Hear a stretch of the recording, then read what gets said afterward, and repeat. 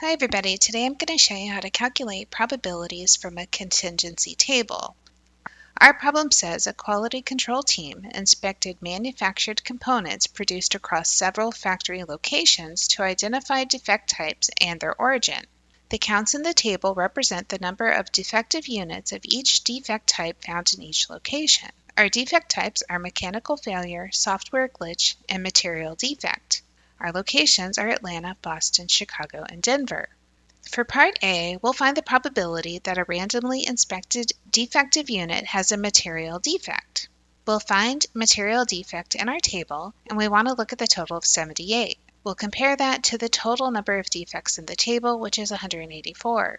So the probability that a randomly inspected defective unit has a material defect is 78 over 184. Let's write that as a decimal given to 4 decimal places. That's 0.4239. Next, we'll find the probability that our randomly inspected defective unit was found at the Denver location. We'll start by looking at all the defects that happened in Denver, which is a total of 46. We'll again compare that to our total of 184. When we divide 46 by 184, we get 0.25. In part C, we want to find the probability that our randomly inspected defective unit was found in the Atlanta location and has a software glitch. Pay particular attention to the word "and." This says we're looking in Atlanta and for a software glitch. When we line up Atlanta and software glitch, we can see we had 40 units with the defect. We're still dividing by our total of 184. So when we put 40 over 184 in our calculator, we get 0.2174. Watch what happens when we change "and" to "or."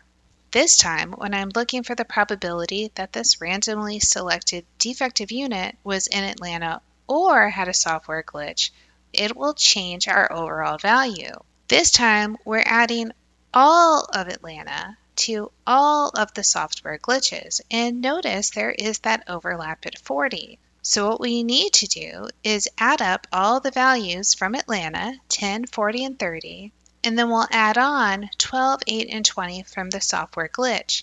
We're not going to add that 40 twice. Those numbers added together give us 120. We're still dividing by 184 as our total, which gives us 0.6522. When we're dealing with OR, we can add up the events individually and then subtract the overlap.